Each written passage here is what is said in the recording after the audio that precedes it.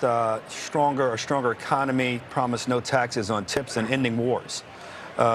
People want to hear, I think, all of that. We were all alarmed last week. You had a great week last week, Brett, as you interviewed those three leaders. To see that meeting end like it did had to be disheartening for the president, both presidents. So if he talks about that tonight with some progress, that he can talk about a mineral deal being closer, I think it'd be good for him. It'd be good for our security guarantee, that architecture we built in Europe and for Ukraine. So we hear the gavel from Speaker Johnson, and we are ready for the Sergeant at Arms, William McFarland, to announce the president.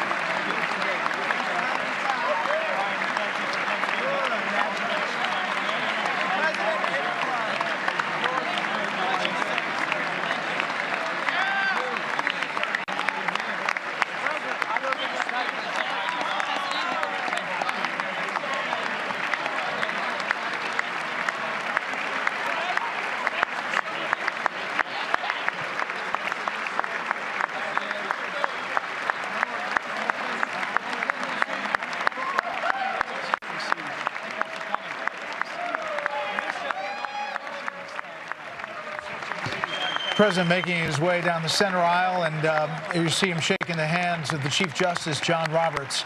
A significant moment there as he passes by Brett Kavanaugh and the other, Elena Kagan and the other members of the Supreme Court. Britt, you know, going down that aisle, we remember all of the people who used to pack into that aisle, including the late Sheila Jackson Lee from Texas.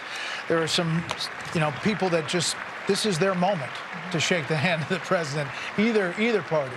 Yeah, and it doesn't really seem to matter too much how they feel at any other time about the president. There's always a certain number of members of the Congress who are selfie seekers, and they will crowd the edge of that aisle so that they can get themselves a picture with the president or shake his hand or be acknowledged by him.